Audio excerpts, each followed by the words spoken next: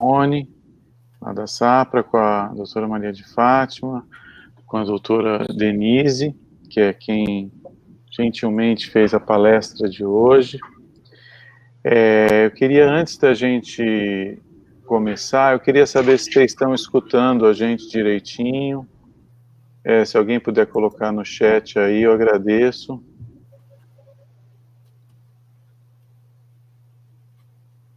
Obrigado, Viviane, Maria Isabel. Ótimo, muito bom. Arnaldo, obrigado.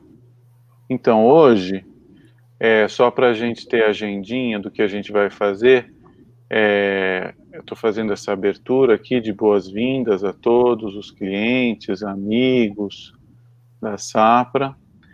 A doutora Maria de Fátima Magon vai fazer uma introdução ao vivo, e aí a gente vai colocar a palestra da doutora Denise, que foi gravada anteriormente.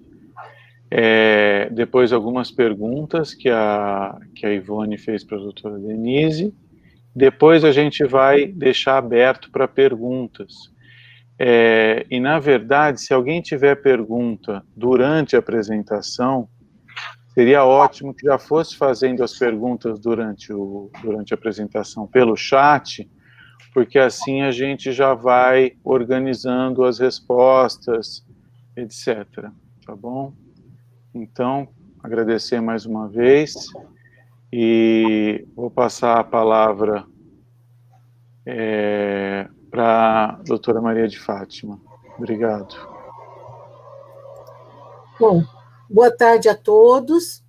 Primeiramente, eu gostaria de agradecer pela participação neste 6º encontro técnico em proteção radiológica, com o tema Conhecendo a RDC 330, que seria presencial, né, mas que foi transformado em 3 webinários devido à pandemia que, infelizmente, o mundo encara neste momento, certo?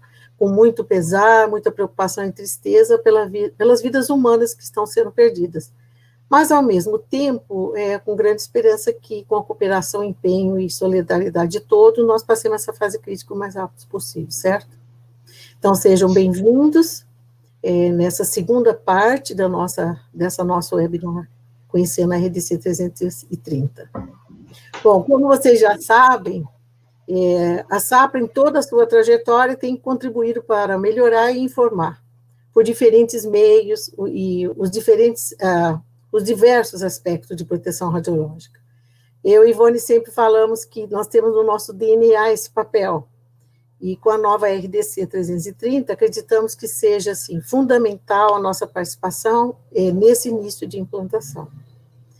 Gostaria de reiterar aqui os agradecimentos já feitos pela doutora Ivone e a doutora Shirley, do Centro de Vigilância Sanitária de São Paulo, pela sua disponibilidade, pela excelente palestra sobre a RDC 330, estabelecida pela Anvisa, como sabem, em dezembro de 2019. Essa palestra foi muito boa, porque ela elucidou as primeiras e principais dúvidas de todos os participantes, e deixou claro a todos o grande empenho que ela está tendo para que esse processo inicial seja positivo aqui no estado de São Paulo. Então, agradecemos também ao Nelson, que também do Centro de Vigilância Sanitária, por sua disponibilidade aqui para perguntas e presença virtual. Bem, todos nós sabemos da importância e da contribuição da resolução SS 625 de 94, que é ainda vigente no estado de São Paulo. E do mesmo modo, em âmbito nacional, nós tivemos a portaria 453 de 98 e a RDC 16 de 2006, que estão revogadas. Todas tiveram um papel importante para a melhoria da qualidade dos serviços de radiodiagnóstico, né? E essa melhoria da qualidade, sob diversos aspectos, né, vou me referir, por exemplo, à estrutura organizacional exigida, à definição das responsabilidades, as qualificações da equipe que foram exigidas, os requisitos operacionais, a adequação das instalações e o melhor desempenho dos equipamentos de raio-x diagnóstico, né? Então, todas essas normativas tiveram um papel essencial no estabelecimento das diretrizes, né, de proteção radiológica em radiodiagnóstico. Atualmente, nós estamos, assim, então, em outra fase, em outro ciclo, que é o da RDC 330, que acrescenta novos horizontes, né, outros horizontes, e uma visão da realidade atual, mantendo, claro, o objetivo de estabelecer uma melhor qualidade no serviço de radiodiagnóstico, sempre com foco na qualidade da imagem, na proteção dos indivíduos ocupacionalmente expostos à radiação, do público e dos pacientes. Importante ressaltar que essa otimização nos procedimentos, né, de trabalho, na qualidade da imagem, implica diretamente em menores doses a toda a equipe, a todos os envolvidos, e diagnóstico correto para os pacientes. Bom, dentre as contribuições da RDC, eu gostaria só de apontar as instruções normativas, né, que estabelecem os requisitos técnicos de desempenho dos diferentes equipamentos de diagnóstico, quer dizer, com mais especificação, e observando também as novas tecnologias, e já inclui, nessa RDC, os equipamentos de imagem, como de ultrassonografia e ressonância magnética. E, além disso, eu pude enxergar, acho que a maioria das pessoas, um alinhamento mais estreito com a norma da Comissão Nacional de Energia Nuclear. Bom, todo esse assunto, a doutora Denise vai falar com bastante autoridade, né? Então, essa RDC foi estabelecida em dezembro de 2019, foi dado um ano, né, para que seja implantado nas instituições os requisitos estabelecidos, né, já nessa RDC 330, de acordo com a doutora Shirley, né, mas para as novas instituições que estão no processo de solicitação de operação de licenciamento, já serão exigidos esses requisitos. E nós todos sabemos, né, com o histórico que nós já tivemos com as outras normas, que qualquer implantação de norma, resolução ou portarias em todas as áreas, incluindo a da saúde, ela requer tempo, dedicação, contribuição e participação de todos, né? E, hoje teremos aqui, então, o maior prazer de ter uma palestra da doutora Denise Nercisian, do Instituto de Física da USP, que com elevado conhecimento técnico e competência na área de física médica, que nós já sabemos, vasta experiência em implantação de programas de garantia de qualidade em radiodiagnóstico. Ela, então, nessa palestra, nos dará a sua visão geral, né, e técnica sobre a implantação da RDC no serviço de diagnóstico por imagem. Muito prazer tê-la conosco, doutora Denise. Então, nesse momento, nós vamos passar a sua palestra, para que todos assistam e aprendam bastante com o seu conhecimento. Boa tarde a todos. Obrigado, Maria de Fátima. Denise, gostaria de falar alguma coisa antes de eu colocar a gravação? Não, acho que só agradecer mais uma vez a SAPRA e aos participantes que estão hoje, e dizer que, como todo mundo, nós vamos aprender sobre toda essa legislação juntos. Então, obrigada. Então, tá bom, minha gente. Estou colocando aqui a gravação e dessa palestra, que eu particularmente gostei muito, e daqui a pouco a gente volta a falar, então.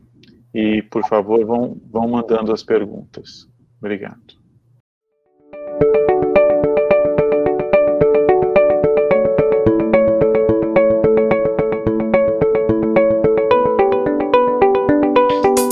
Primeiramente, quero agradecer o convite da Ivone e da SAPRA para participar desse workshop e discutir, né, essa temática que desde dezembro a gente teve a aprovação dessa RDC 330, como a Ivone já apresentou, e a ideia dessa apresentação, né, é a gente fazer um apanhado geral sobre a RDC como um todo, e em alguns pontos eu tentar colocar um pouco do que eu entendo que é importante a gente como físico estar atuando, onde nós temos que entender e interagir com essa legislação, que é bem extensa, e a ideia é a gente dar uma passada geral nela, pensando alguns tópicos que eu entendo que são importantes.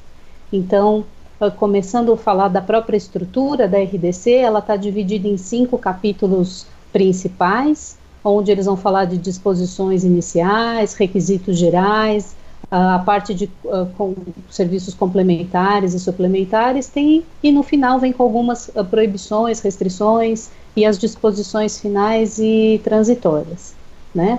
Uma coisa que foi interessante, como a Ivone bem colocou, além da RDC geral, que é essa 330, ela, em todo momento, ela se refere à aplicação dos itens a ela mesma, né, a esta referência, ele fala esta normativa, e às instruções normativas que acompanham. Então, entre elas agora, nós temos aí algumas instruções normativas específicas para cada modalidade. Então, nós temos a radiologia, a fluoroscopia, a mamografia, a tomografia e a odontologia, intraoral e extraoral, que já faziam parte da nossa conhecida nossa 453, com tópicos que nós já sabíamos, né, parâmetros técnicos que nós tínhamos que avaliar. E agora nós temos uma instrução normativa específica para ultrassom e uma específica para ressonância magnética. Então, o que é interessante dessas instruções normativas, ela vai ter cada uma delas tem uma abordagem geral, da temática geral, e um anexo, né, dentro de cada uma delas, que apontam quais são os testes de aceitação, de controle de qualidade que tem que ser feito. Então, quais grandezas técnicas nós, como físicos, precisamos avaliar em cada uma delas, dando também a periodicidade com que esses testes têm que ser feitos, a tolerância para cada grandeza e o nível de restrição, que seria uma terceira coluna desse anexo, que depois a gente vai abordar especificamente esse tópico, tá? Então, entrando propriamente na RDC, a gente tem lá no seu capítulo 1, sobre as disposições iniciais, ele vai falar então do objetivo e da abrangência dessa normativa. Ela começa falando dos requisitos sanitários, com relação à aplicação de radiação ionizante e com relação ao controle de exposições médicas. No seu artigo 2, ele vem apresentando toda a parte de utilização dessa radiação na prestação de serviço, na fabricação e comercialização dos equipamentos. E uma coisa que eu achei muito interessante, e como eu estou vinculada à Universidade de São Paulo, né, nós também temos a parte toda de pesquisa junto ao hospital. Então, essa resolução, ela também se aplica na utilização das radiações em atividades de pesquisa e de ensino e em saúde humana. Então, o que é importante a gente linkar com isso, né, com esse tópico aí da resolução? Que qualquer atividade de pesquisa tem que atender a RDC 330 também, tem que garantir tudo que essa resolução indica e preconiza com relação ao controle de qualidade, a proteção radiológica e tudo que for pertinente a ela é importante quem está vinculado à pesquisa também cumprir com as exigências aí dessa legislação.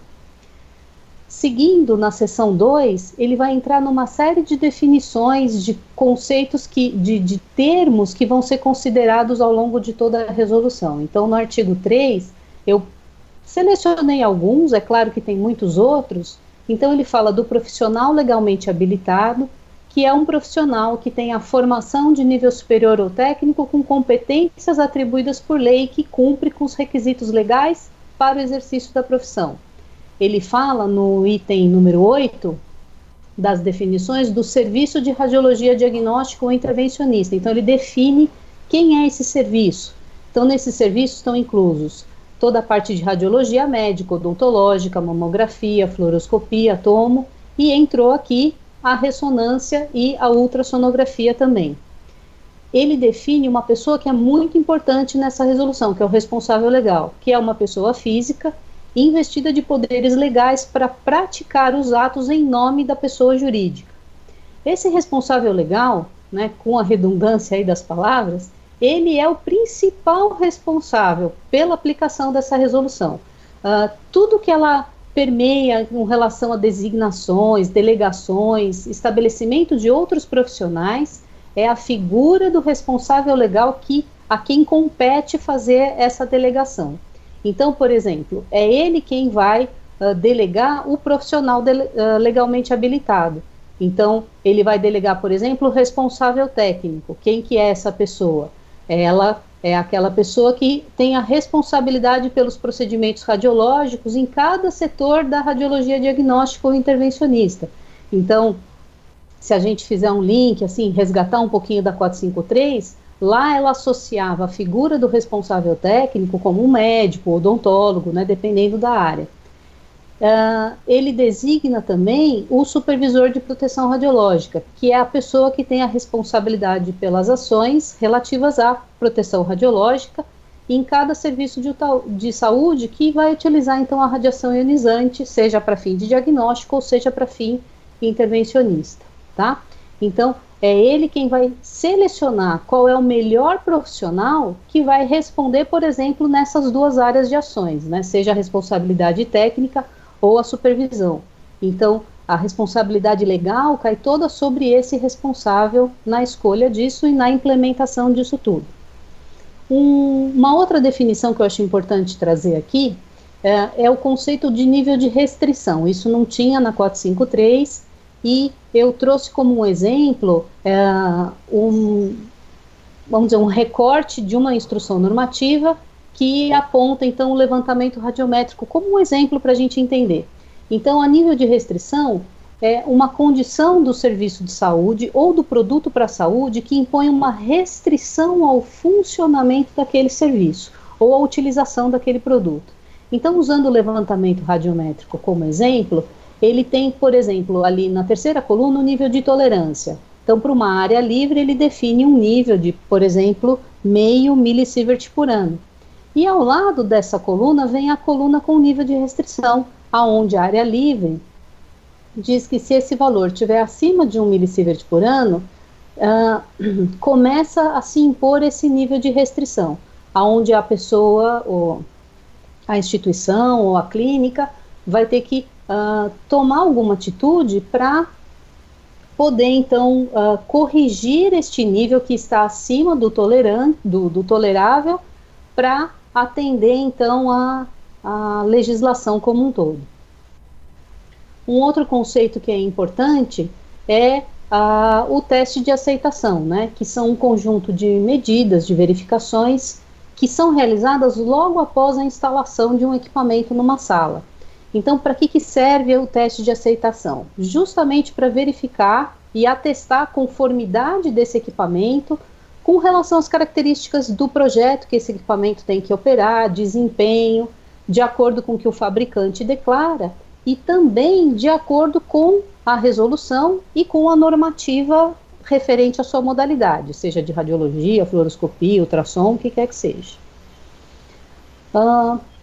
Outro conceito é o teste de constância, e aí a gente já começa talvez se familiarizar um pouco mais, porque o teste de constância é o que nós chamamos talvez no dia a dia de testes de controle de qualidade, né? Que é aquela avaliação rotineira desses parâmetros técnicos, parâmetros de desempenho dos instrumentos para uma determinada instalação. Então, são os testes que a gente, como físico, né, está mais acostumado de fazer no dia a dia, dentro das periodicidades exigidas, de verificação de Kerma, de reprodutibilidade de tensão, de exatidão de tensão, de tempo, a avaliação de sistemas de controle automático de exposição, por exemplo, ou então avaliações um pouco mais geométricas, né, a coincidência do campo de luz, do campo de radiação, avaliação com simuladores de pacientes adequados aí para cada modalidade. Então, os testes de constância abrangem esses testes mais rotineiros dentro da periodicidade exigida. Seguindo, a gente entra então nesse capítulo 2, que vai abranger a maior parte dos artigos que compõem essa resolução, né, que são os requisitos gerais. Então, nessa seção 1, ele apresenta toda a estrutura organizacional que um serviço tem que ter. Então, ele pede que os serviços de radiologia têm que implementar uma estrutura organizacional que induza o desenvolvimento de uma cultura de segurança e melhoria contínua da qualidade da estrutura, do processo e dos resultados. E eu gostaria muito de grifar, assim, esse conceito de cultura de segurança. Eu acho que isso é um conceito talvez novo para muitos de nós, mas entender que a cultura de segurança ela é uma coisa muito ampla, que vai envolver não só nós físicos, mas todas as pessoas do serviço, que precisam trabalhar pensando nessa cultura. E isso não está limitado simplesmente a fazer um teste de controle de qualidade, a emitir um relatório. Implica em ter uma interação com outras pessoas, com outros profissionais da equipe, visando essa cultura de segurança. E a gente sabe que o nosso objetivo, em todo momento, é a segurança do paciente, é garantir que o equipamento está adequado para o uso no paciente, com a melhor dose configurada, com a melhor qualidade para ser confiável para o médico laudar. Então, essa cultura de segurança tem que estar sempre na nossa mente, sempre nas nossas atividades, porque a gente não está ali só para simplesmente executar um teste, né? Ele faz parte de uma coisa um pouco maior. O artigo 5, ele traz, então, quais são os requisitos mínimos, né, que um serviço de radiologia deve utilizar e implementar. Então, entre eles, a gente tem o programa de garantia de qualidade, um programa de educação permanente e um programa de proteção radiológica quando envolver radiação ionizante. Dentro da subseção 1, a gente tem, então, os requisitos de infraestrutura, né? E o que é necessário conter nesses requisitos? O projeto de arquitetura básico, o projeto de blindagem, se for radiação ionizante ou não ionizante, aí pensando na blindagem que uma ressonância magnética precisa ter, e a aprovação desse projeto de blindagem. E aí eu faço aqui uma ressalva de alguns setores que não precisam se preocupar com blindagem ou aprovação de projeto de blindagem, pensando aí nos equipamentos móveis ou transportáveis, né? Os serviços de densitometria óssea, ultrassonografia e quando você tem consultórios de odontologia que tem aquele equipamento de radiologia intraoral, tá? E uma outra coisa importante que a RDC também se preocupa e aponta é com relação à sala de laudos, né? Aonde o médico vai fazer a sua avaliação. E nesse sentido, ela diz que a iluminação dessa sala de laudos, ela tem que ser planejada de tal maneira que não prejudique a avaliação do médico. Então, o que é não prejudicar, né? Tem algumas questões de ter reflexo, de ter uma iluminação indireta que reflete na tela do monitor, até o tipo de monitor que esse médico vai usar. Então, todas essas abordagens a gente tem distribuídas nas várias instruções normativas, sempre tem uma chamada para você fazer avaliação pertinentes às questões de sala de laudo, de monitores, e as questões mais técnicas, né, não estão nas instruções normativas, mas para quem quiser ou se não conhecem, podem utilizar então a Associação Americana de Física Médica, no seu grupo 18 e no seu relatório 270, tem uma série de abordagens técnicas, de definições, de conceitos sobre o que é pertinente, tanto à sala de laudos quanto à avaliação dos próprios monitores, tá? Seguindo, nós temos na subseção 2 todas as questões relacionadas à gestão de pessoas e ao programa de educação permanente. Então, nós temos a definição no artigo 12 de que essa é uma área que atua uma equipe multiprofissional. Então, pensando na interação não só do físico, mas do técnico de radiologia, da enfermagem, do médico radiologista, das equipes de engenharia clínica no hospital, o fabricante dos equipamentos. Então, é uma equipe que atua de forma multiprofissional, e aí eu resgato de novo aquele conceito da cultura de segurança que é importante todos desenvolverem nas suas áreas. Nós temos, então, a definição de quem é o responsável técnico e de quem é o supervisor de proteção radiológica. E quais são as descrições que estão relacionadas a essas duas figuras, né? Ambos têm a autoridade de interromper uma atividade que está sendo insegura, dentro do entendimento, né, de cada um, e as suas atividades são designadas por aquele representante legal. E acrescento que o supervisor de proteção radiológica, ele pode, né, ele é uma pessoa da instituição, mas ele pode se assessorar de consultores externos que auxiliem ele no dia a dia, na execução das suas atividades. E o artigo 15 traz o programa de educação permanente. Então, o que contém um programa, né? Se a gente seguir as descrições da RDC, ele pede, com relação à frequência, que esse programa seja no mínimo anual, e que se pense sempre em treinamentos associados a riscos, novos procedimentos ou novas tecnologias que a clínica, o hospital adquire, e sempre na integração de um novo membro à equipe. Então, ele precisa passar por esses treinamentos logo na sua admissão. E, de alguma forma, a RDC também pede que a eficácia desse treinamento seja verificada. Então, cada local deve propor uma forma, uma avaliação prática, ou uma prova, alguma coisa que verifique se esse treinamento atingiu o seu propósito. Em termos de conteúdo, um programa de educação permanente, ele pode percorrer assuntos como normas, rotinas e procedimentos operacionais, temáticas associadas à segurança do paciente, gerenciamento de riscos. Então, dependendo da tecnologia, eu vou ter que ter um treinamento adequado para cada uma delas. Treinamentos que associados também ao programa de garantia de qualidade e à própria proteção radiológica em si. E uma outra coisa que ela pede é que se registre cada um desses treinamentos. Então, qual foi a data, horário realizado, carga horária do treinamento, o conteúdo ministrado e nome a formação de cada um dos instrutores. Então, se tudo isso é feito e registrado, numa eventual auditoria que a vigilância sanitária efetue, a gente vai ter como mostrar que todo esse programa está sendo cumprido, tá? Na subseção 3, nós seguimos falando de gestão de documentos. Então, o que se indica é que toda a documentação seja arquivada por no mínimo 5 anos e que documentos são exigidos para serem arquivados. O projeto básico de arquitetura, o memorial descritivo, relação de registros de procedimentos radiológicos, normas e os procedimentos operacionais da instituição. A relação nominal de cada equipe com atribuições, qualificações e as cargas horárias, lembrando que é uma equipe multidisciplinar. Então é importante ter essas designações bem estabelecidas, né?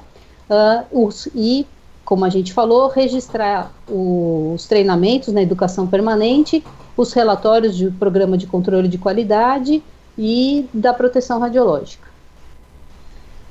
Seguindo, a gente tem os requisitos para desativação de equipamento. Então, quando a instituição vai se desfazer, ou vai fazer uma doação, ou mesmo é um equipamento que já está em end of life, né, e precisa ser então desativado. Então, o que é necessário? O artigo 18 diz que ele tem que comunicar à autoridade sanitária e solicitar isso de forma por escrito, solicitando a baixa e informando o destino que vai ser dado a esse equipamento, seja se for uma doação ou se ele vai ser simplesmente desativado. Se esse equipamento for de radiação ionizante, tem mais alguns cuidados que são pedidos. Que esse equipamento seja, talvez eu possa dizer, destruído de alguma forma, que impossibilite a geração da radiação ionizante, e toda a simbologia associada à radiação ionizante tem que ser removida, para não ficar e não pairar nenhuma dúvida quando esse equipamento então for descartado, tá? Bom, seguindo para a seção 2, ela vai falar das atribuições e das responsabilidades, então, das figuras envolvidas na implementação da RDC.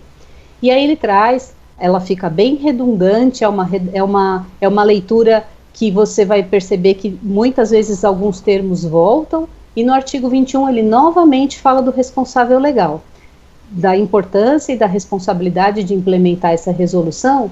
E aí eu trouxe como uma observação esse parágrafo único que diz que o responsável legal ele pode delegar formalmente para uma outra pessoa tanto essa execução dos programas de educação permanente, da garantia da qualidade e da proteção radiológica, mas ele permanece corresponsável pela implementação disso tudo, tá? Ele não fica isento da responsabilidade. O artigo 23 apresenta agora os membros da equipe. Isso eu achei muito interessante também. O membro da equipe, além de ele ter que conhecer a nova resolução, por isso que os programas de treinamento vão ser importantes, ele é descrito como uma pessoa muito ativa. Então, ele não é só uma pessoa que está ali para executar as radiografias ou fazer uma manutenção ou uma limpeza de equipamento, que seja. Ele também tem que estar atento a todas as questões que estão relacionadas à cultura de segurança. Então, por exemplo, informar qualquer evento adverso, um equipamento que quebrou, ou a irradiação num protocolo que foi modificado sem a ciência dos responsáveis daquela área.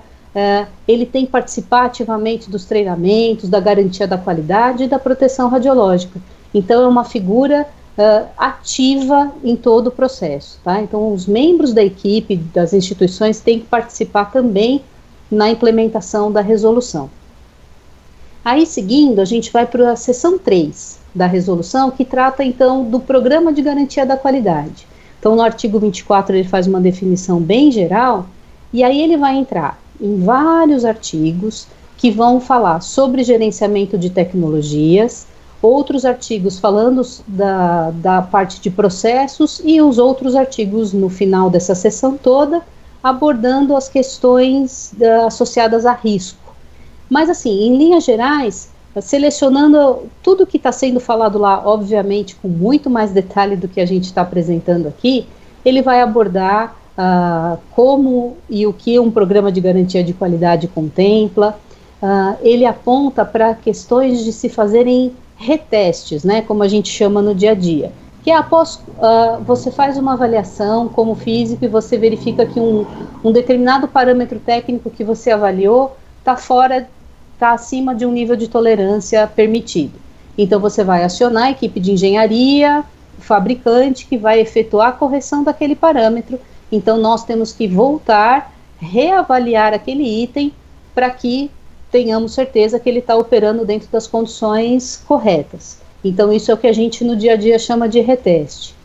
Ele aponta também, e isso é uma crescente nos nossos serviços, né, a utilização de equipamentos híbridos, né? O que é um equipamento híbrido? Por exemplo, um equipamento que fica na área da medicina nuclear, que é o PET-CT. Então, a parte da tomografia do CT tem os seus requisitos específicos que a RDC 330 contempla. E a parte do PET, todas as normativas relacionadas na área de medicina nuclear precisam ser, então, aplicadas. Então, cada parte do equipamento híbrido tem que seguir o seu requisito específico. E outra coisa que ele abrange, ele explica de forma mais detalhada, é sobre o nível de restrição, sobre essa questão de suspender o uso daquele equipamento ou de funcionar de forma temporária, com algumas restrições também. Com relação a processos, nesses artigos do 34 ao 38, ele fala sobre a utilização de técnicas e equipamentos adequados em cada modalidade, da importância de se fazer isso de forma correta. Ele descreve sobre o acompanhante, a figura do acompanhante, fala sobre normas e rotinas e como cada serviço tem os seus procedimentos operacionais, ou como a gente fala no dia a dia, os POPs, né, que cada serviço implementa. E nos artigos relativos à parte de risco, a RDC ela pede que se estabeleça um comitê de gerenciamento de risco, e quem faz parte desse comitê? Todos os responsáveis em cada setor, né, seja na tomografia, na mamo, na radiologia geral, na fluoroscopia, no ultrassom, e o supervisor de proteção radiológica. E o que esse comitê deve fazer? Quais são as atribuições? Ele tem que revisar a parte de treinamentos e pensar na melhoria dos processos. E, de forma bem ampla, identificar, analisar, monitorar tudo que for pertinente, que está associado àquela cultura de segurança. Revisar um procedimento, redigir uma nova rotina operacional, para que tudo se implemente da melhor maneira. Bom, na seção 4, ele traz os requisitos de um programa de proteção radiológica, né? E ele começa, então, trazendo os princípios gerais de proteção. E eu gosto muito de resgatar essa figura de que a proteção radiológica ela está apoiada em alguns pilares que são importantes, e a gente resgatar isso é sempre interessante, que é o princípio de justificação, o princípio da otimização, da prevenção de acidentes e de limitação de doses individuais. Então, quando a gente fala em proteção radiológica, eu tenho que sempre associar a esses pilares que a gente acabou de falar, mas não esquecer do balanço que toda essa questão associada à dose, no caso da radiologia, do diagnóstico por imagem, eu tenho que associar isso com a qualidade da imagem, que é a forma como o radiologista tem, o ultrassonografista tem, de garantir que aquilo está confiável. Então, quando estiver falando de radiação ionizante, eu tenho que pensar sempre nessa quantidade de radiação que é suficiente para eu garantir uma qualidade de imagem que seja diagnóstica, que seja laudável, com confiança para o radiologista, tá bom? Bom, seguindo, ele fala então ainda nos princípios de proteção radiológica, sobre a exposição de paciente. No artigo 44, ele diz que essas exposições têm que ser sempre otimizadas. O que isso significa?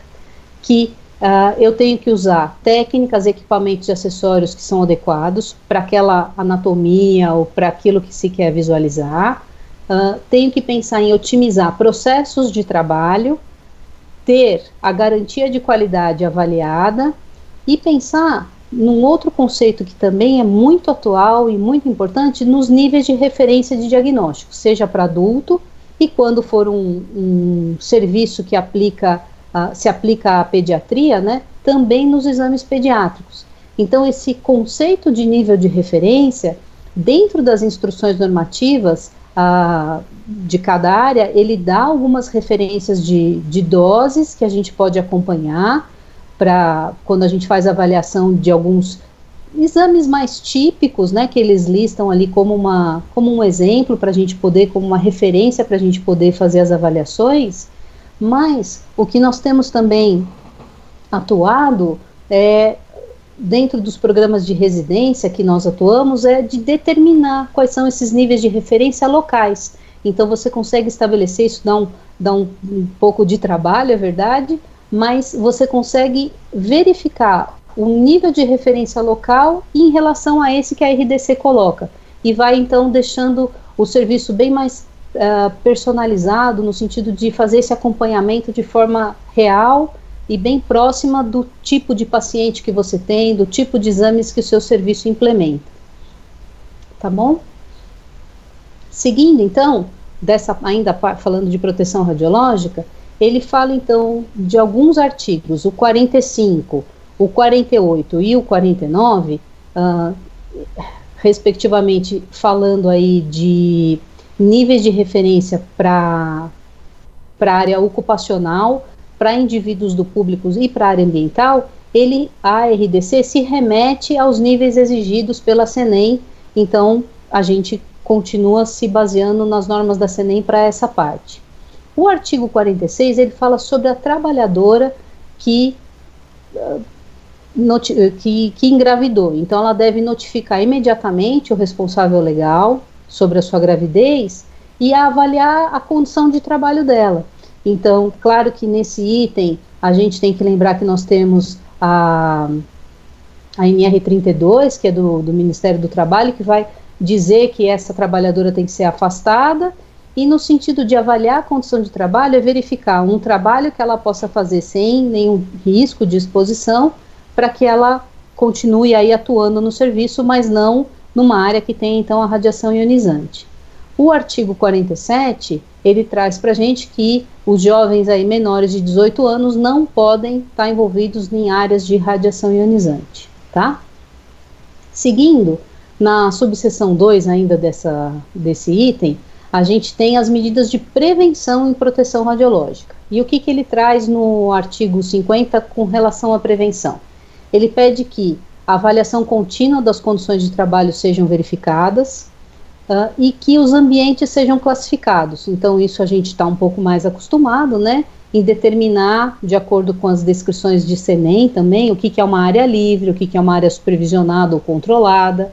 a questão toda da simbologia que tem que ser usada nas áreas supervisionadas, né?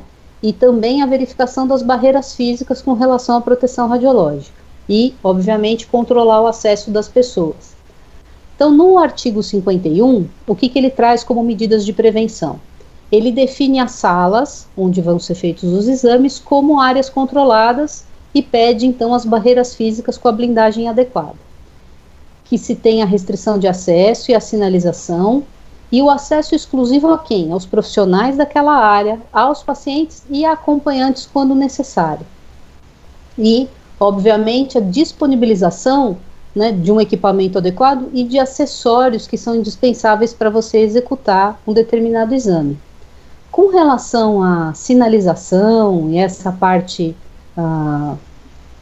para cumprir esses itens, ele diz, então, da instalação de uma lâmpada, que é aquela, quando você emite a radiação, ela vai acender, então tem que ter a lâmpada vermelha na entrada da sala e o dizer logo abaixo dizendo luz, quando a luz estiver acesa, a entrada é proibida, junto de um símbolo de radiação com a frase raio-x entrada restrita, e para que isso alerte as pessoas do uso da radiação ionizante. Seguindo nessa mesma linha, a RDC pede também que outras orientações sejam colocadas no local visível, né? Que são as frases que já são conhecidas nossas, que também nós já tínhamos na 453, sobre o paciente exigir e usar corretamente a vestimenta plumbífera, não é permitido a permanência de acompanhante na sala durante o procedimento radiológico, salvo estritamente necessário e autorizado, sobre o acompanhante pedir a vestimenta plumbífera, que nesta sala só pode ficar um paciente de cada vez, e que mulheres grávidas ou com suspeita de gravidez informem ao médico ou ao técnico antes do exame. Então, essas frases continuam e devem ser, então, colocadas de forma visível aí para o paciente ou acompanhante. Ainda falando na prevenção, na proteção radiológica, o artigo 54 fala sobre as cabines ou as salas de comando. Então, aqui nessa figura, a gente tem um exemplo de uma sala de radiologia geral, e essa região aqui, mais à esquerda da figura, dessa foto, a gente tem uma representação, então, de uma sala de comando, de uma pequena sala de comando, onde a gente tem um material de blindagem colocado sobre essa parede e um visor, certamente, né, de características de proteção também, um visor plumbífero adequado. E uma coisa que é importante é que essa sala de comando garanta ao técnico, ao operador, que ele mantenha comunicação com o paciente que vai fazer o exame. Então ele consiga ver o paciente, ele consiga falar com esse paciente, e ele tem que estar posicionado de uma forma que ele consiga perceber qualquer movimento, se de repente alguém abriu a porta e entrou, na hora que ele executar o exame, ele não pode ficar alheio a isso. Então ele tem que estar posicionado de uma forma que ele consiga perceber tudo isso, tá? Bom, seguindo, ele fala das medidas de controle em proteção radiológica. Então, no artigo 55, o que tem que contemplar em termos de controle?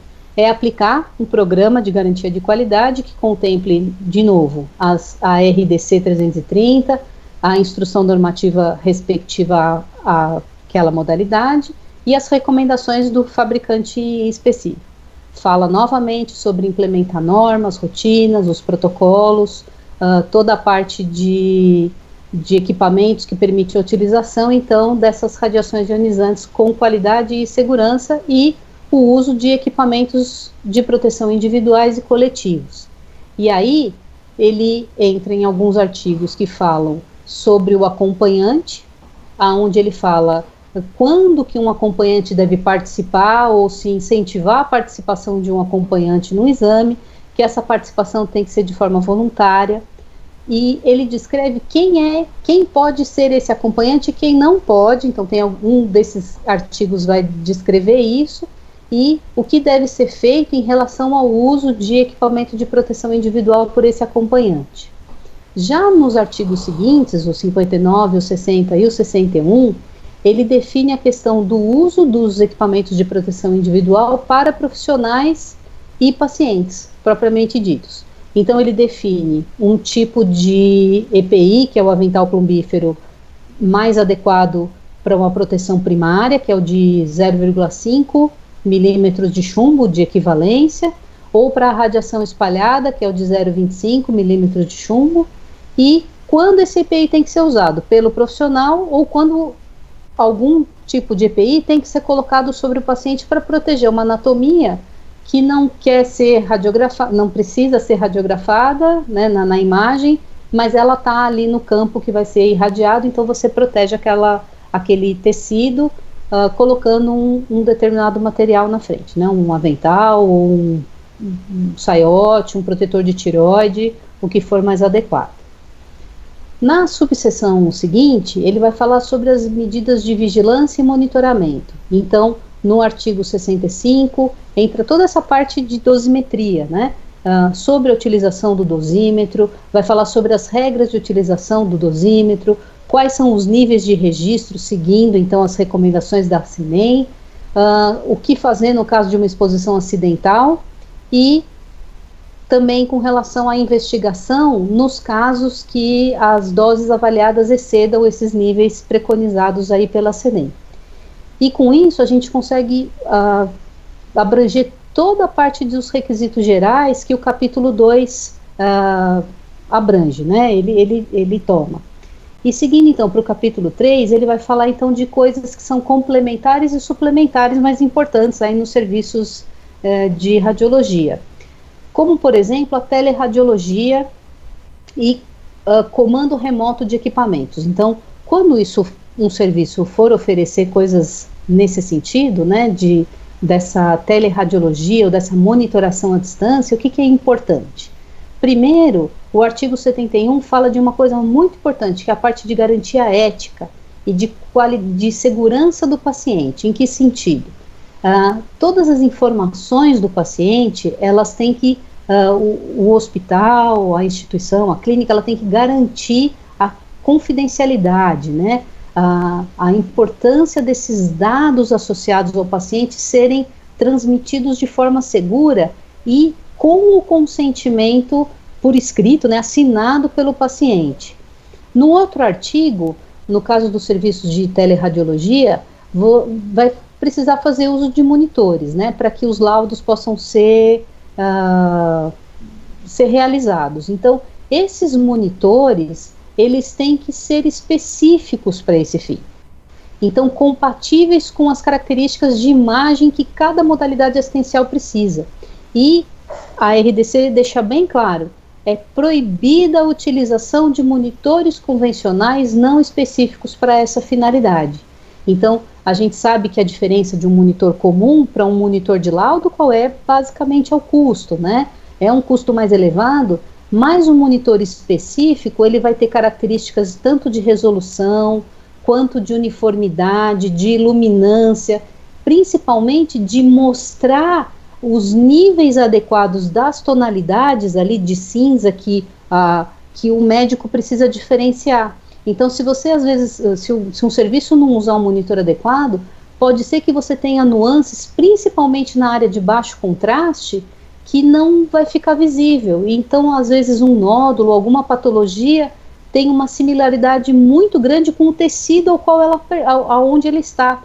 E aí, um monitor que não for adequado, talvez não permita que o médico faça essa diferenciação e você perca aí, tem uma perda de identificação de alguma estrutura, né?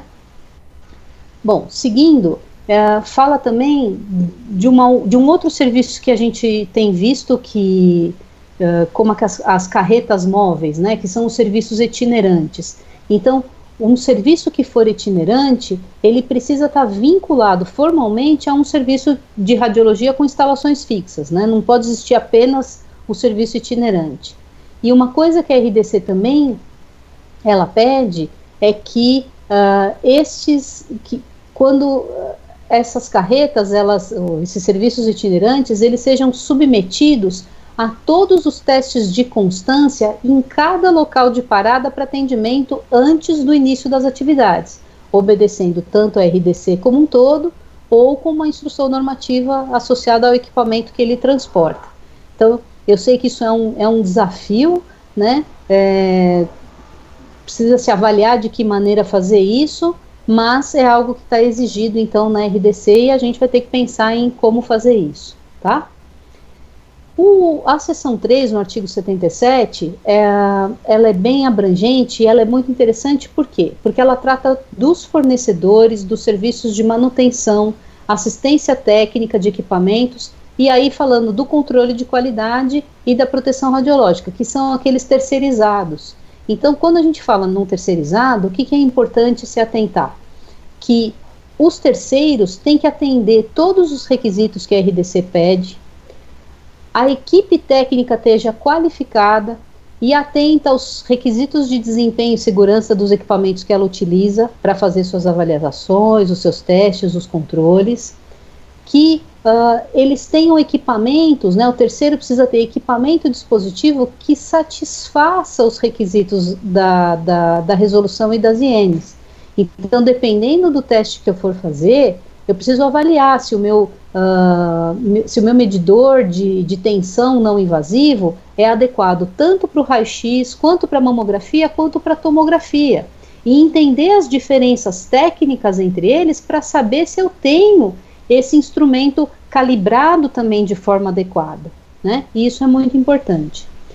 O terceiro precisa registrar todos esses serviços, detalhar esses serviços, entregar na forma de um relatório de teste de aceitação, nos testes de desempenho, né, o relato de tudo que foi avaliado no serviço aonde esses testes foram aplicados, o compromisso, né, de novo aquilo que nós falamos sobre o reteste, está aqui nesse item 77, falando de verificação após qualquer intervenção ou reparo no equipamento de radiologia, e também o compromisso de arquivar por 5 anos toda a documentação que ele gerar dos relatórios de qualidade, de proteção radiológica, tá?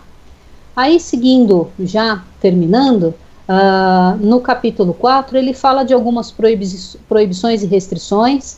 Eu trouxe o artigo 78, onde ele fala que nenhum indivíduo pode administrar intencionalmente a radiação ionizante nos seres humanos ou operar equipamentos de radiologia, a menos que seja legalmente habilitado para o exercício dessa atividade, ou esteja sob treinamento, sempre sob supervisão de um profissional deste tipo. Então, para fazer o uso correto. Então, não é qualquer pessoa que pode executar o exame de outra pessoa. Então, tem que ter o treinamento e tem que estar legalmente habilitado para isso. No artigo 79, ele fala de proibir toda exposição que não possa ser justificada. Então, aqui, resgatando o princípio lá da proteção radiológica de justificação, né?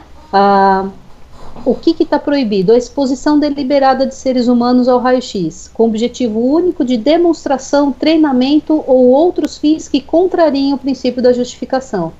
Então, às vezes, na hora que se instala um equipamento, é aquela coisa de, vou colocar a mão na frente para ver como se a imagem está aparecendo.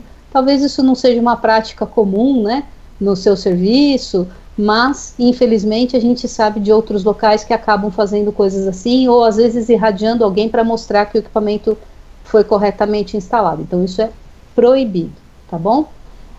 E um outro item aqui, que eu achei interessante, é com relação à realização de procedimentos radiológicos em domicílio. E aí tem um exceto quando for inexequível ou clinicamente inaceitável remover um paciente a um serviço de saúde que ele possa fazer isso na clínica, na instituição.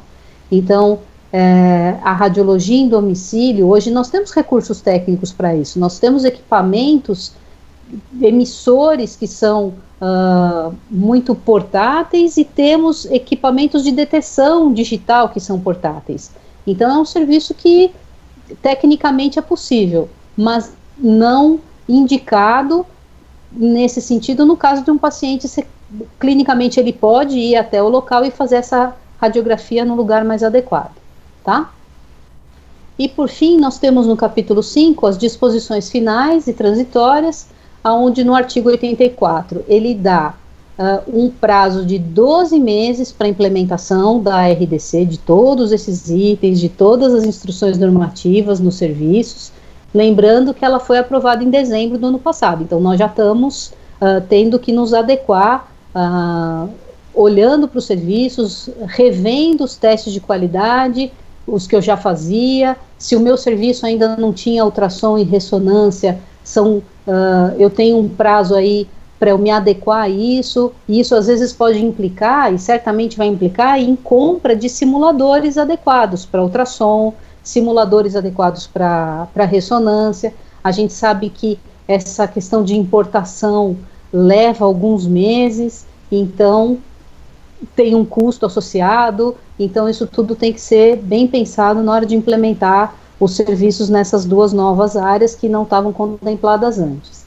E, finalmente, no 86, a RDC ela revoga a portaria 453 e a resolução da Anvisa, né, a 1016, que é de 2006, que é conhecida tradicionalmente como livrinho cor-de-rosa, né, que era um guia que trazia todas as formas de como implementar os testes, né, isso na radiologia ionizante.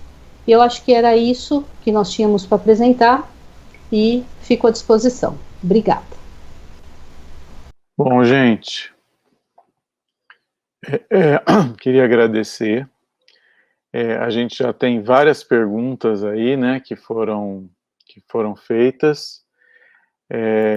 Eu acabei de mandar um e-mail para Denise, para Ivone e tal, com essas perguntas, menos essa última aqui da Briane, que não deu tempo, né? A gente poderia agora pensar em como começar a responder. Eu vou abrir o microfone aqui. Oi. Talvez pudesse passar pelo menos a primeira pergunta que eu fiz, para dar tempo para a Denise dar uma lida aí em todas, que as perguntas são super interessantes. Ótimo. Perfeito, vamos fazer isso então. Talvez quando passando, enquanto isso a Denise, que já respondeu as minhas, pode dar uma boa lida aí nas perguntas, e quem sabe a gente pudesse começar lá do começo das perguntas, em vez da última. O que você acha, Denise? Não, tá certo, claro. Eu coloquei na ordem, inclusive com o nome das pessoas, tá? Então eu vou colocar, gente, as perguntas que a Ivone já fez. Isso, perfeito. Vamos lá. Mas eu adorei, viu? Todo mundo está perguntando. É muito bom isso. Obrigada. Muito bom, muito bom. Parabéns, Denise, e parabéns a todos que estão perguntando. Essa é exatamente a ideia, né? Gente do Brasil todo aí fazendo perguntas. Muito legal. Então, vamos lá.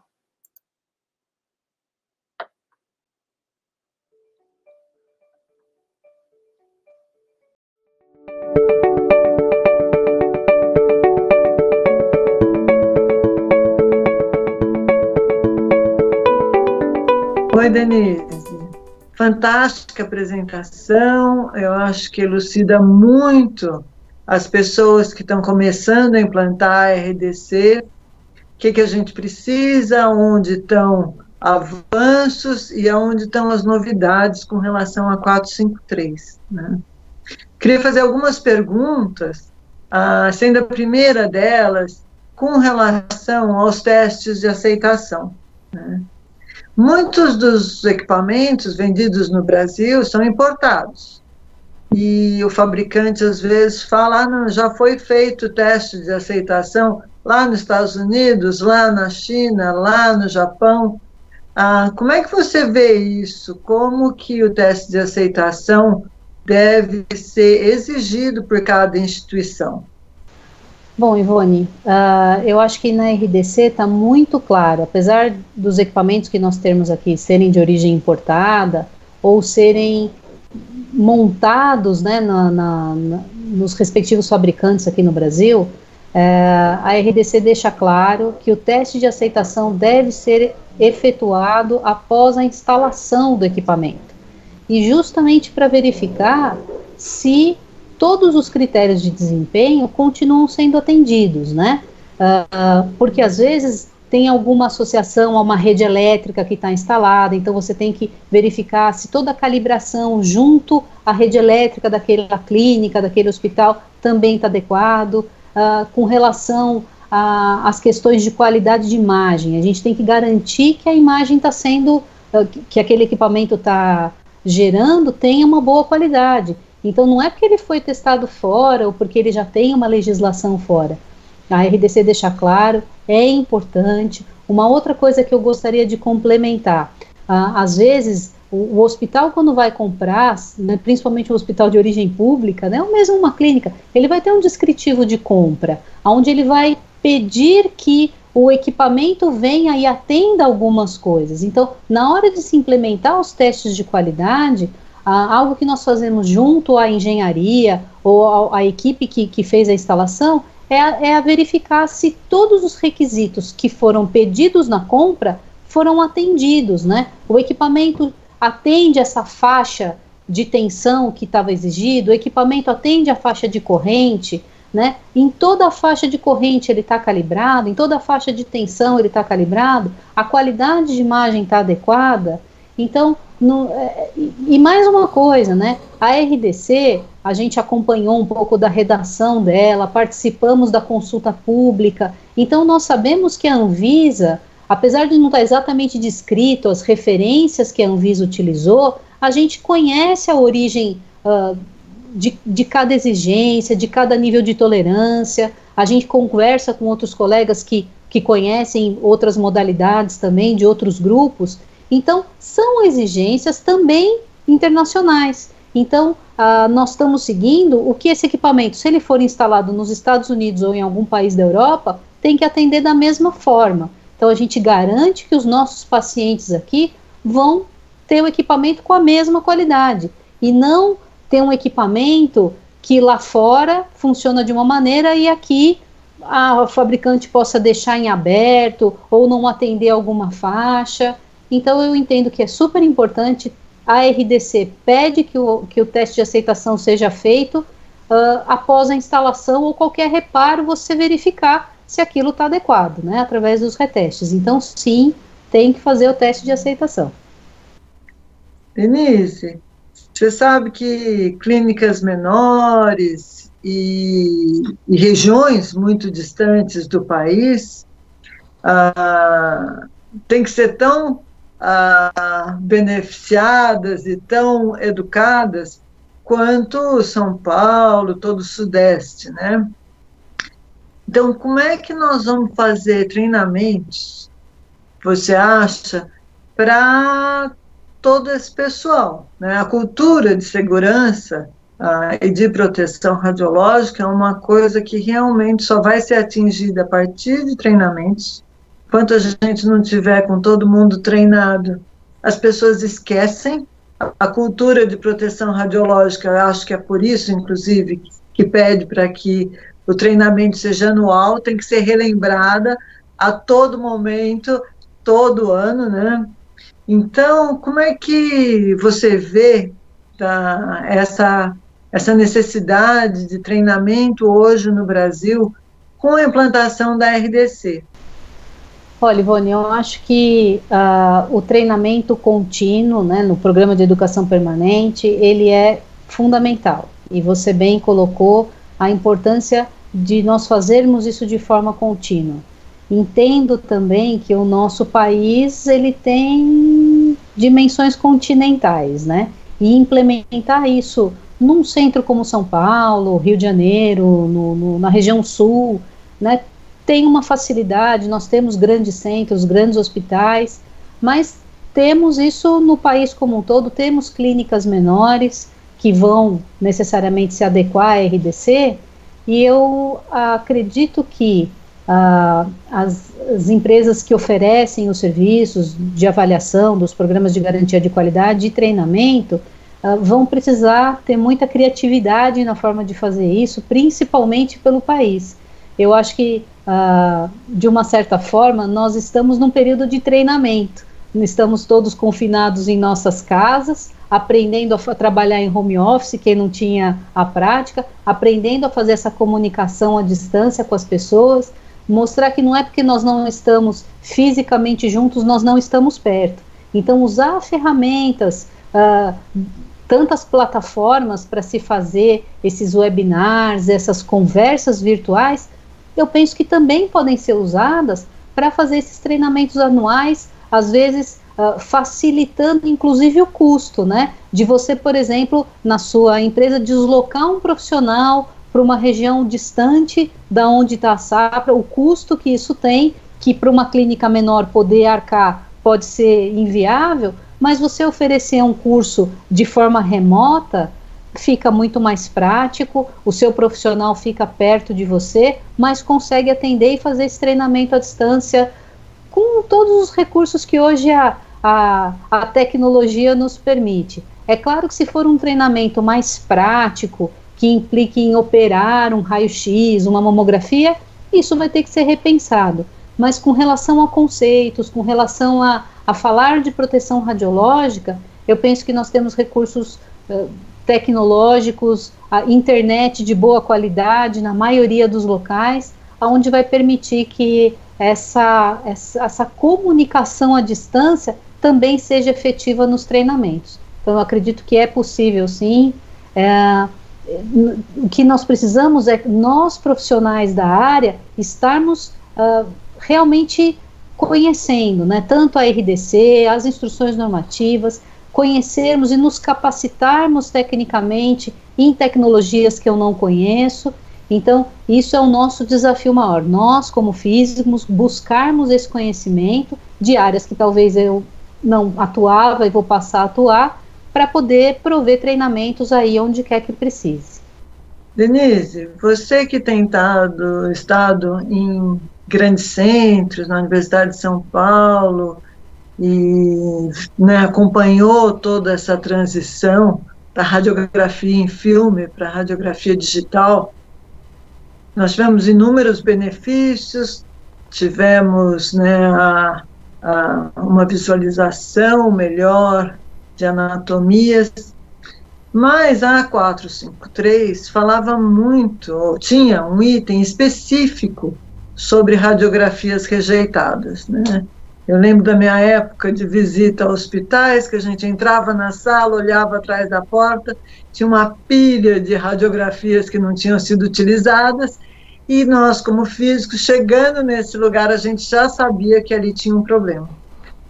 Hoje em dia, com a radiografia digital, e eu dei uma olhada, confesso que ainda não sou uma especialista na RDC, mas não encontrei nada a respeito, sem ser os princípios de proteção radiológica, que já falam que a gente não deve ficar repetindo o exame, né? Então, como é que você vê isso? Qualquer um aqui que já foi fazer um exame de raio-x sabe que a gente faz o exame, e daí a pessoa fala assim, dá para você esperar um minutinho ali na sala, e daí eu te falo se a radiografia ficou boa ou não, apesar de ser digital, né, para dispensar o paciente. É claro que a gente não quer radiografias boas, ruins, desculpa, a gente só quer radiografias boas, mas você acha importante ter algum controle sobre isso? Olha, Ivone, eu acho que é importante sim. Não é porque nós migramos da radiologia analógica em filme para computadorizada e digital que a prática da repetição ou da rejeição deva ser deixada de lado. Eu estava aqui tentando lembrar ou buscar aí o número de um relatório da APM, isso não está explicitamente na RDC, mas essa prática de continuar acompanhando a rejeição e a repetição das imagens, a APM tem um relatório que eu prometo fazer minha lição de casa e procurar melhor, e depois, quando a gente nos encontrar novamente, a gente passa essa informação para os colegas que quiserem conhecer melhor sobre como fazer esse acompanhamento. Inclusive, ele indica um percentual de rejeição, como a gente fazia com filme, né? Um percentual de rejeição que é importante a gente acompanhar também nas imagens digitalizadas ou nas imagens digitais. Eu acho que se a gente quiser interpretar a parte, como você bem colocou, da cultura da segurança, repetir radiografia está envolvido nesse artigo da RDC. Então, o treinamento das pessoas tem que ser do técnico, por exemplo, tem que ser no posicionamento correto, para ele não radiografar uma região que não deveria estar ou que não aparece de forma adequada. Claro que hoje os equipamentos têm, né, o controle automático de exposição. Então, através do controle de qualidade, eu garanto que ele funciona bem. E o técnico utiliza esse controle automático de exposição da forma correta para irradiar o mínimo possível o paciente e no final eu ter uma imagem de saída que tenha qualidade e que seja laudável. Quando você coloca, né, claro que todos queremos imagens de boa qualidade, o mais importante é o radiologista entender que boa qualidade não é uma imagem totalmente sem ruído, isso não existe. Então, assim, aceitar imagens com um certo nível de ruído é saber que eu diminuí um pouco a radiação, mas o que nós, na interação como físico com esse radiologista, é saber se aquela imagem continua com qualidade suficiente para que ele laude de forma com confiança. Denise, tem mais uma pergunta ainda com relação a essa questão, né, da amplitude territorial que nós temos e da variabilidade de escala também dos serviços de diagnóstico e intervencionismo. Como é que você acha que vai acontecer essa implantação para a questão de implantação da cultura de qualidade e do programa de controle de qualidade? E são três etapas, né? A cultura da qualidade, a implantação num programa de garantia de qualidade e a avaliação dos equipamentos com as medidas de controle de qualidade. Todos são aspectos importantes. A gente sabe que ao longo aí da portaria 453 ocorreu um grande número de avaliações de equipamentos. A implantação mesmo do programa de garantia de qualidade, eu acho que ficou a desejar, né, ao longo desses mais de 20 anos. Então, como é que você vê isso agora? No estado de São Paulo, isso aí a gente já inclusive falou com a Shirley a respeito, ocorreu um cadastramento importante. Em Minas Gerais também teve o seu próprio, acredito que no Rio Grande do Sul, em outros estados, foi um cadastramento de serviços mesmos, habilitados, com verificação de equipamento, para fazer, no mínimo, as medidas de controle de qualidade. O que você acha que a RDC traz de novo e como é que a gente vai avançar nesse aspecto? Olha, Ivone, eu acho que é um desafio muito grande para todos nós, né?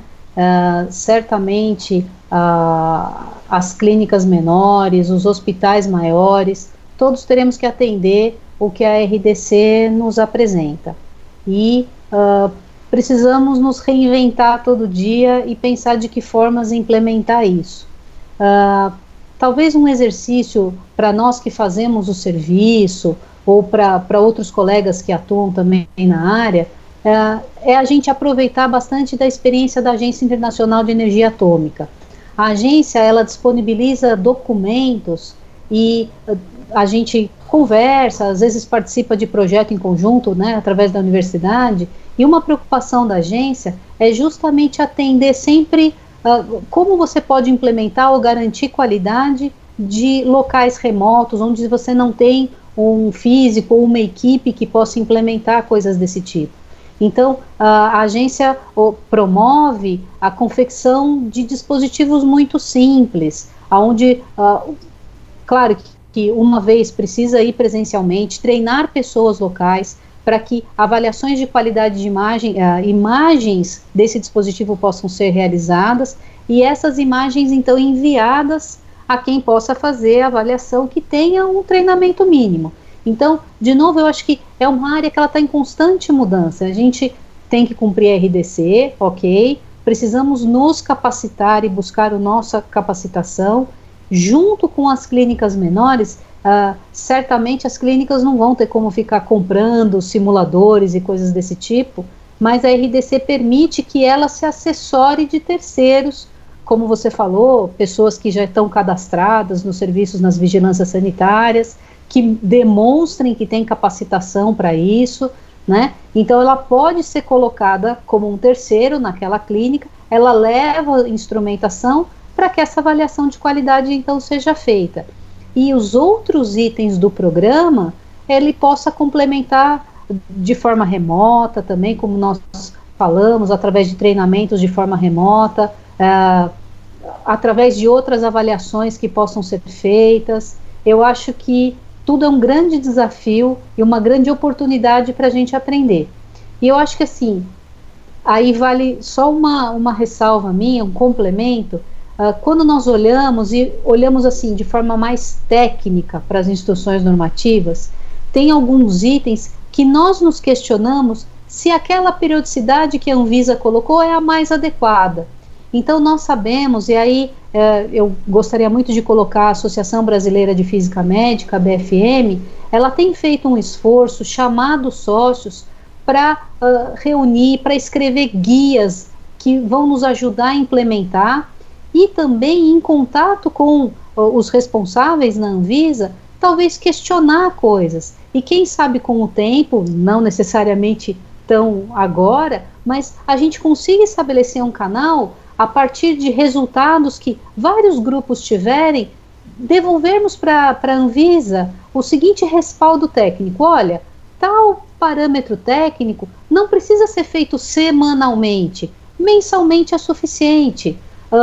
E com isso a gente conseguir viabilizar ainda mais que a garantia seja feita, principalmente com lugares distantes ou clínicas menores, isso não fique inviável na forma de um custo, por exemplo, né? Mas que, de novo, a gente resgate a cultura da segurança, lembrar que o mais importante é o paciente que está ali no propósito de tudo isso que nós estamos fazendo. Então, para que isso seja viável, nós precisamos buscar essas soluções, seja nos apoiar em agência internacional, seja questionarmos a Anvisa buscando essa parceria através da BFM, por exemplo, então uma associação que tem tentado manter essa comunicação em aberto com a Anvisa, e nós que estamos ali na linha de frente, né, na execução, documentar bem o que nós estamos fazendo tecnicamente, para que daqui a um tempo a gente tenha respaldo técnico para poder devolver esse suporte para a Anvisa. Olha, acho que tem que aumentar a periodicidade de tal item, acho que pode diminuir desse outro, e assim garantir que a gente tenha uma normativa mais fluida, né, que possa ser alterada, que não leve 20 anos de novo para a gente ter alguma alteração, seja de ordem tecnológica ou de ordem de legislação, né? Então, fazer o que for melhor, pensando no paciente, que é o nosso propósito final.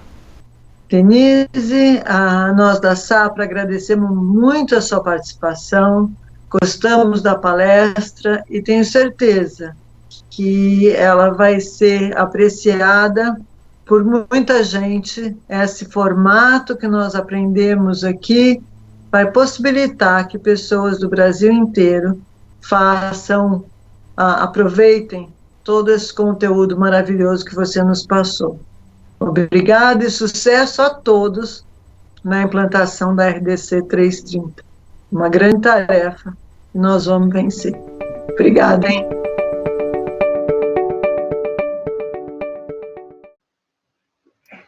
Bom, gente, vocês receberam aí as perguntas, o e-mail aí, tem algumas outras aqui que estão sendo feitas. Que bom, né? Muito bom. Então, vamos passar para a Denise, Ivone. Você quer falar alguma coisa antes? Não, eu acho que foi ótimo, né? Então tá bom. Vamos lá. Para ela responder esse monte de pergunta, o pessoal só tem a ganhar com isso.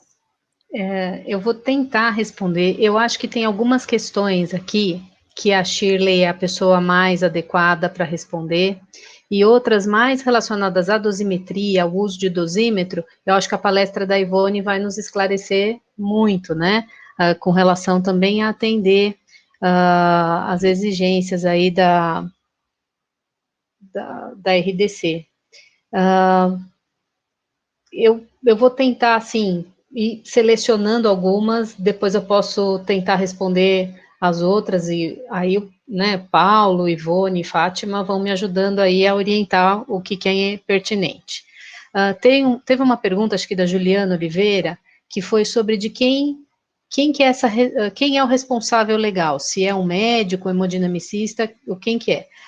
Pelo que a gente vê, o responsável legal, lá no artigo 9, é essa pessoa física investida de poderes legais para praticar os atos em nome da pessoa jurídica. Então, normalmente isso vai estar associado ao dono da clínica, a pessoa que está como responsável mesmo, né, juridicamente responsável pela instituição. E aí, entrando nos itens, ele vai se fazer valer de delegar formalmente as atribuições mais técnicas, seja da área médica, odontológica, ou mesmo da intervenção, o que foi mais pertinente, tá? O João Pedro, ele perguntou da parte de descarte, sobre se é de responsabilidade do estabelecimento, se tem orientações específicas para esse descarte. Eu conheço, assim, o Eric, que é o físico aqui do INRAD do hospital, estava me ajudando aqui. Aqui no estado de São Paulo, a gente tem o CEMEX, que é o Centro de Material Excedente, que tem que ser comunicado. Então, o que pode ver dentro da CEMEX, se tem alguma regulamentação, formulários, o que eles têm de específico para seguir. Aí, eu juntei duas questões que foram colocadas, uma pela Renata e outra pela Briane, que falam sobre as questões de protocolos oficiais e internacionais que o Brasil é signatário, né? A Renata perguntou especificamente de mamografia e a Briane já abrangeu tudo, assim, né? Eu não tenho tudo isso de cabeça. Mas uma referência que eu sei que nós podemos seguir, somos signatários e devemos sempre nos reportar e buscar, eu diria assim, constantemente, é a Agência Internacional de Energia Atômica. A agência sempre tem documentos, são documentos de livre acesso, nós podemos consultar, né, sem pagar nada por isso, e tem documentos técnicos com respaldo de gente técnica de muito renome na comunidade internacional científica da nossa área. Então, da parte de mamografia, Renata, eu queria citar o relatório número 17, o IAEA Human Health Series, que é Quality Assurance Program for Digital Mammography. Então, esse é um documento que tem da agência, e outros como, a Briane comenta aqui da parte de protocolo espanhol, eu diria assim, todos eles, eu acho que de alguma forma também se remetem aos documentos da IAEA. Então, protocolo espanhol, guias europeus nas várias áreas, eu acho que isso são pertinentes. A gente se baseia em muitas coisas em documentos da APM, não como uma coisa legal, mas como um acesso, vamos dizer, uma informação técnica que já teve gente de renome estudando sobre um determinado tema, e a gente tenta aplicar, ou dentro do que nós temos aí de instrumentação, ou de simuladores, fazer, então, essa aplicação, tá? Que mais que eu estou vendo aqui?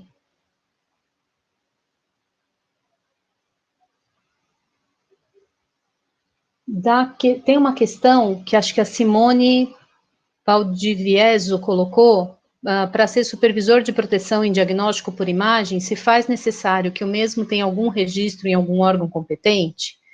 A RDC, ela não deixa claro, ela não especifica nada, mas eu vou falar assim, da minha opinião, assim, dentro de uma pessoa que está numa área de formação, né, a gente sabe que as pessoas que tiverem formação na área de física de radiodiagnóstico, física de radiações, são pessoas que, como têm mais respaldo técnico, mais conhecimento para atuar, talvez como responsável. Talvez pessoas de nível técnico atuar em conjunto, executando alguns testes, não vejo como um problema. Mas eu penso que, assim, a responsabilidade seria melhor pertinente a uma pessoa com formação melhor na área de física de radiações, como a 453 falava, né? Eu acho que isso foi uma coisa que a vigilância, a Anvisa deixou em aberto, e talvez, quem sabe, como a gente sabe, a Anvisa vai fazer outros webinars, e quem sabe a gente possa ir, com o tempo, se respaldando em instruções que a Anvisa nos coloque sobre isso mais diretamente, tá? Tem algumas aqui que falam de dosímetro, eu acho que vou deixar para a Ivone, para a palestra da Ivone, eu sei que ela vai responder. Tem uma pergunta aqui, do João Pedro Amorim, sobre arco cirúrgico, quando ele é usado numa sala, se essa sala tem que ser baritada. O arco cirúrgico, ele recai naquele item que fala sobre equipamento móvel, né? Ele não vai ser usado apenas em uma sala cirúrgica. Às vezes, dependendo da instituição, eles até conseguem designar uma sala para fazer só procedimentos que envolvam radiação ionizante ali, mas eu entendo que isso não é uma realidade em muitos locais, então eu entendo que não precisa. Aí, o que o meu bom senso diz? Se eu vou fazer uso de um equipamento que tem radiação ionizante, eu posso fazer uso de alertas, né? Colocar uma placa falando, olha, de tal hora vai ter uma cirurgia que vai fazer uso de um equipamento que tem radiação ionizante, então limitar um pouco o acesso a essas pessoas, de gente que não precisa estar naquele procedimento, né? Sem dúvida fornecer os EPIs adequados para quem estiver envolvido aí nesse procedimento, tá?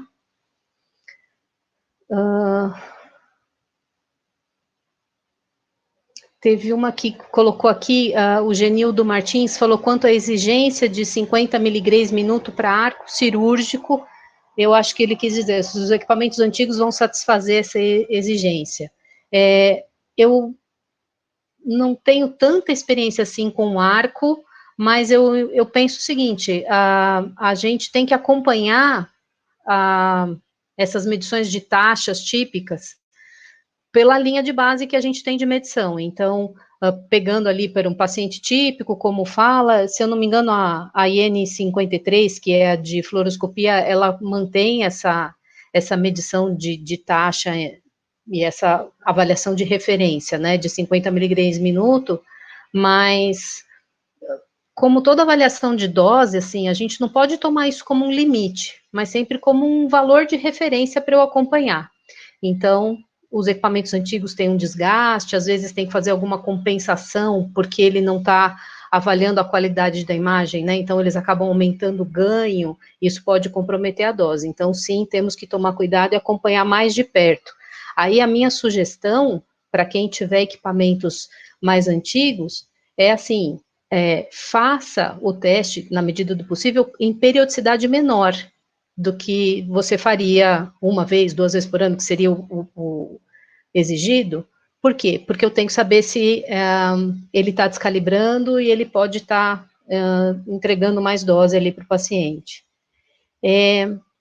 O João Pedro fez uma pergunta sobre radiologia veterinária, se ela deveria ser mais abrangida. A RDC, ela fala de radiologia veterinária com relação à proteção radiológica dos profissionais envolvidos, né, e do acompanhante que tiver nesse ambiente. Eu acho que devia ser mais abrangida, porque tem muitas coisas que a radiologia veterinária faz uso de prática, inclusive essas irradiações em domicílio, mas vamos aguardar aí, quem sabe, novas instruções da Anvisa para isso. Teve uma questão aqui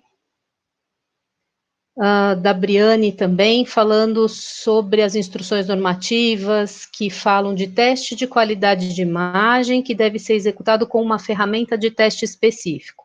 E ela me pergunta, do seu ponto de vista, que tipo de avaliação essa ferramenta de teste pode permitir? Resolução espacial, baixo contraste, resolução em baixo contraste, razão sinal ruído, razão contraste ruído?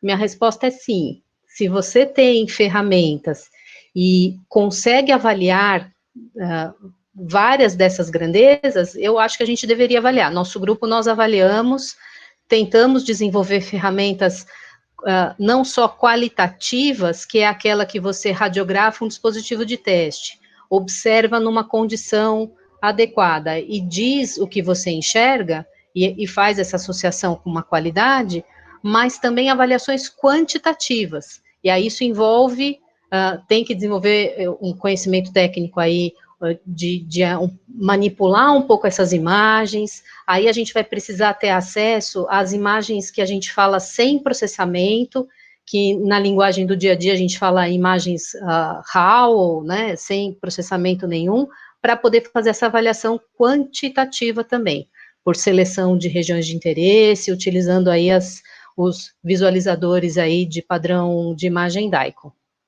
Então, assim, eu entendo que a Anvisa, numa regulamentação dessa, ela não vai dizer como vai se fazer essas coisas num documento desse. Então, ela aponta o que deve ser feito. Então, a gente sabe, como eu falei aí numa das respostas, a BFM está comprometida em desenvolver esses manuais.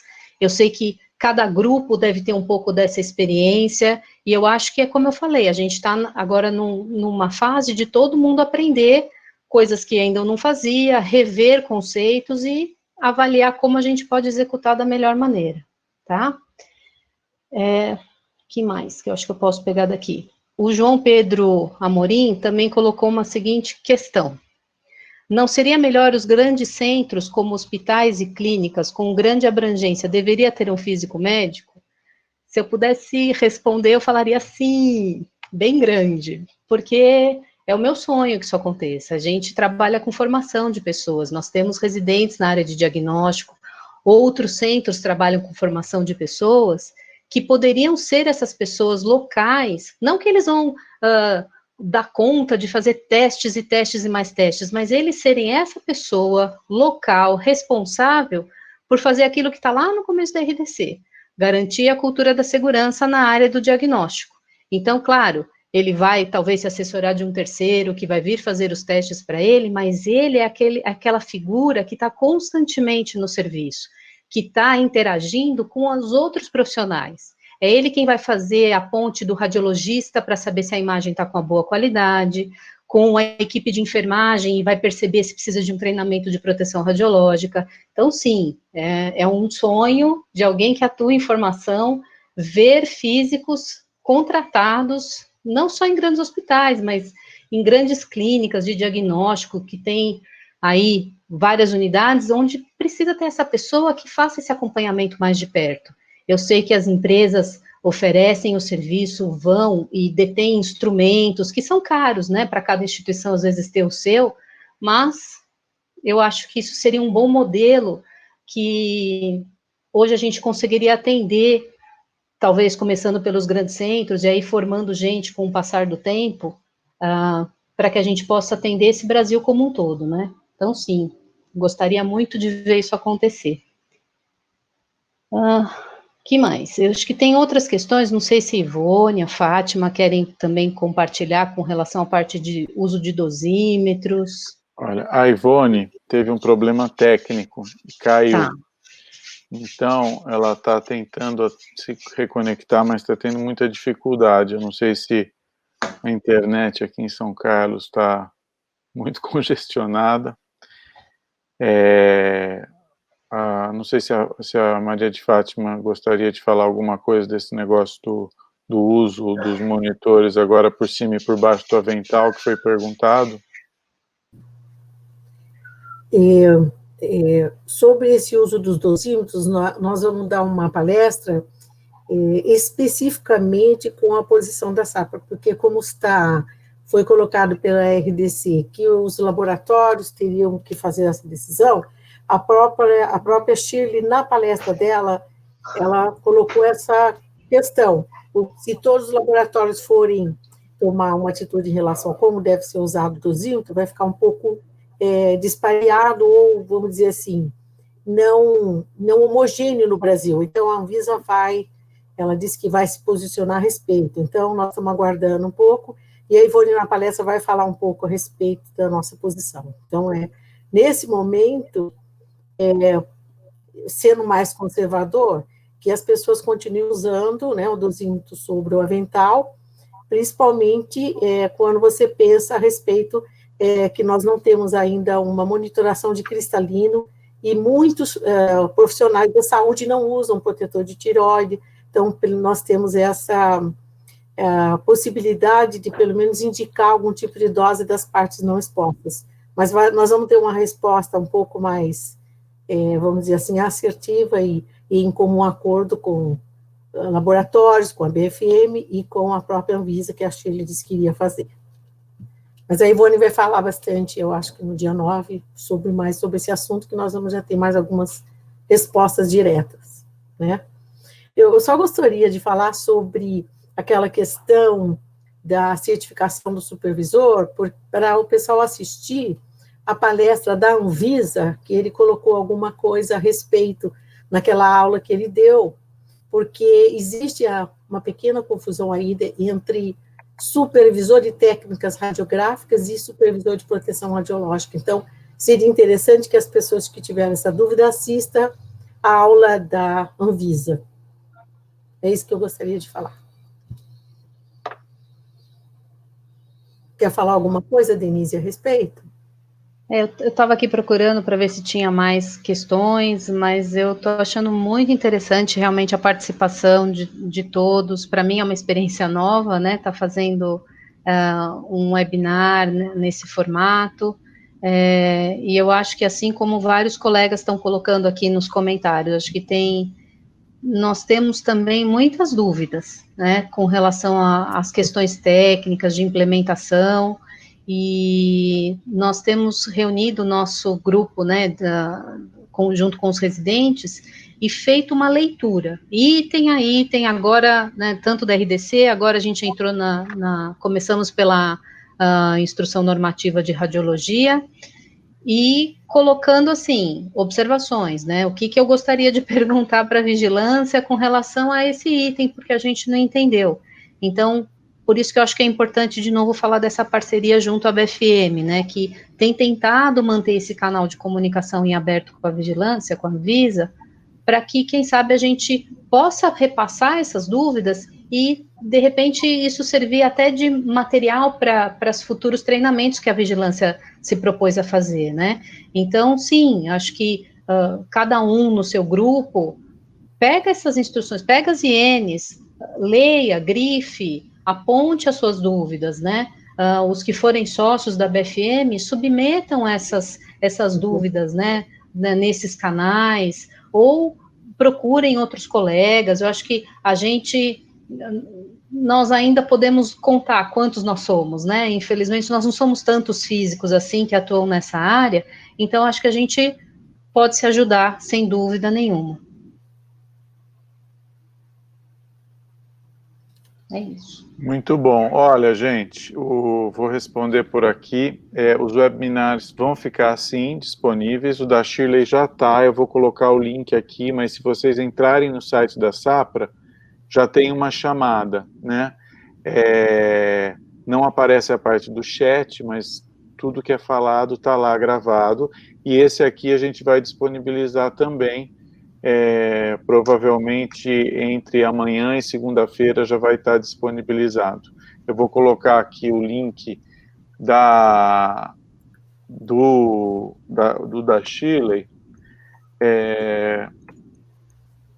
e eu acho que é isso. Na semana que vem, né, a gente tem o final desses 3 webinars que comporiam o nosso 6º encontro, com a palestra da Ivone. Então, gostaria de convidar a todos, na quinta-feira, no mesmo horário, a gente vai estar mandando novamente um convite, e espero que vocês tenham oportunidade de estar junto conosco na semana que vem também.